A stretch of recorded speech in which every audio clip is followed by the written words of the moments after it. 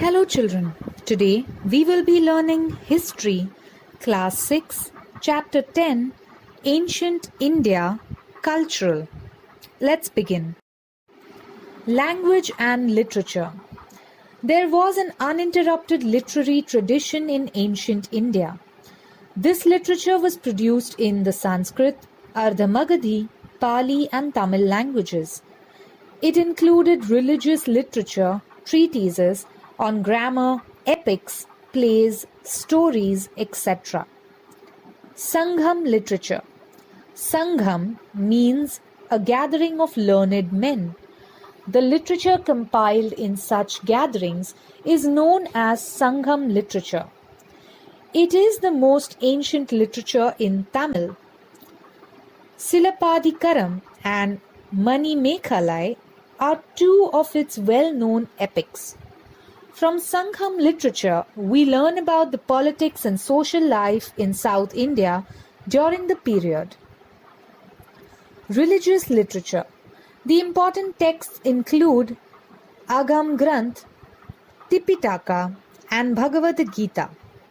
The Jain Agam Granths are written in the Prakrit languages of Ardha-Magadhi, Shaurseni and Maharashtri.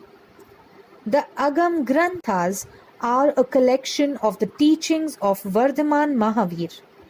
Literary works like Mahapuranas, biographies, stories, etc. are available in the Apabrahmasa language. Siddhasen Divakar wrote Samay Sutta, a work in Prakrit, on jurisprudence.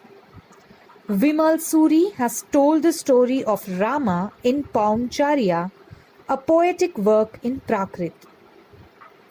Haribhadra Suri, Samrai Chakchakaha and Udyotan Suri, Kuvalya Malakha are known works. Tipitaka has three pitakas or parts. The word pitaka means a basket or collections. Here it means a section. The Tipitaka is written in Pali. It consists of three categories of texts. Sutta Pitaka, it includes the texts of Gautam Buddha's teachings or sermons. They are called suktas. Vinay Pitaka, the word Vinay here means rules. The Vinay Pitaka gives the rules of behavior which bhikkhus and bhikkhunis in the Buddha Sangha should follow in their day-to-day lives. Abhidhamma Pitaka.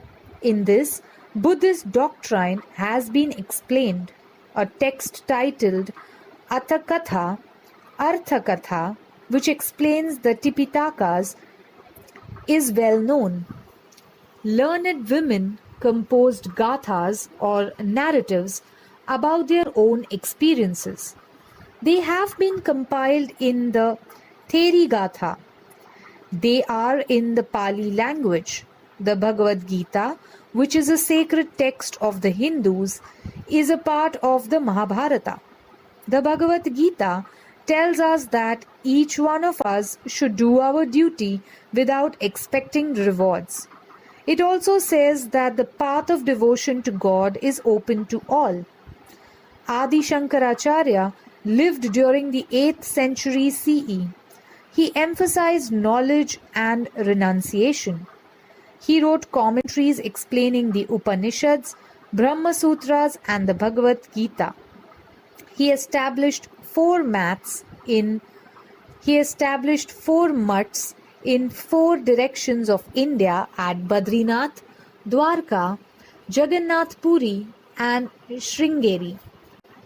Kautilya wrote the Arthashastra, in which he discussed at length what constitutes an excellent administrative system. Treatises on grammar. Ashtadhyayi, written by the grammarian Panini, is considered to be the standard work on Sanskrit grammar.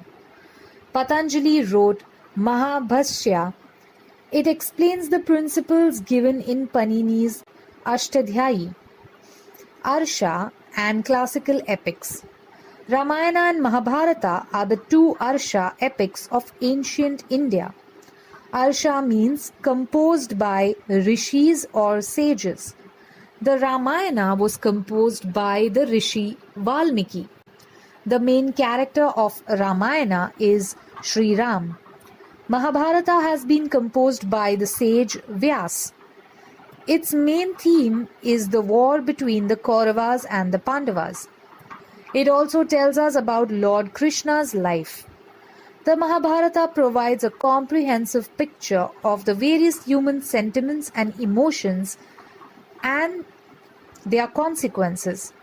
Sometimes there is such a period in the history of language, literature, and art that its glory remains undiminished even later on. The art, literature, etc., produced in such a period is said to be classical.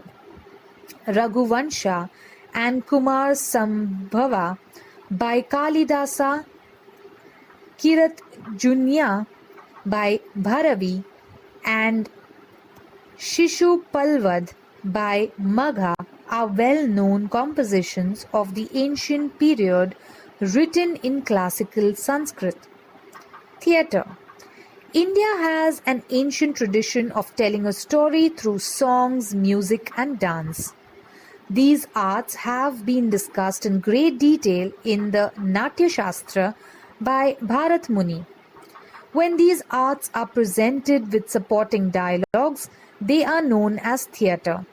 Among the ancient Sanskrit plays, Swapna Vasvadutta by Bhasa and Abhijnan Shakuntal by Kalidas, etc. are famous. Narrative literature. In the ancient times, storytelling was used to educate people through entertainment. Gunadhyayas and Bruhat Katha, written in language called Paishachi, is well known. Panchatantra, composed by Pandit Vishnu Sharma, is an excellent example of narrative literature. This text has been translated into many languages. Similarly, Buddha Jataka tales are also very well known. Life of the people. The literate of ancient India sheds light on the way of life of the common people of the time. Those were prosperous times. Due to the flourishing internal as well as foreign trade, the society was divided into different castes. There were organizations of traders as well as artisans. These organizations were called shrenis. Trade was carried out by sea as well as land routes. Indian goods like fine textiles, ivory, precious stones, spices, beautifully made earthen pots were in great demand in foreign countries. The main crops were rice, wheat, barley, and lentil, which is masoor. The diet of the people included food items made from these besides meat, fish, milk, ghee, and fruits. The people mostly wore cotton garments, though silk and woolen garments were also worn. Their clothes resembled today's dhoti, uparne, mundase, sari, etc. The concept of stitching clothes was introduced in India during the Kushana period. Science. Medicine. Indian medical science is known as Ayurveda. It has a very old tradition. It seeks to understand the symptoms of an illness, its diagnosis and treatment. Also, much thought has been given to prevention of illness. Jivaka was a well-known Vaidya at the court of King Bimbisara. The Charaka Samhita contains detailed information about clinical diagnosis and pharmacy. It was written by Charak. The famous surgeon Sushruta has discussed the diagnosis of different ailments and their remedies in his treatise, the Sushruta Samhita.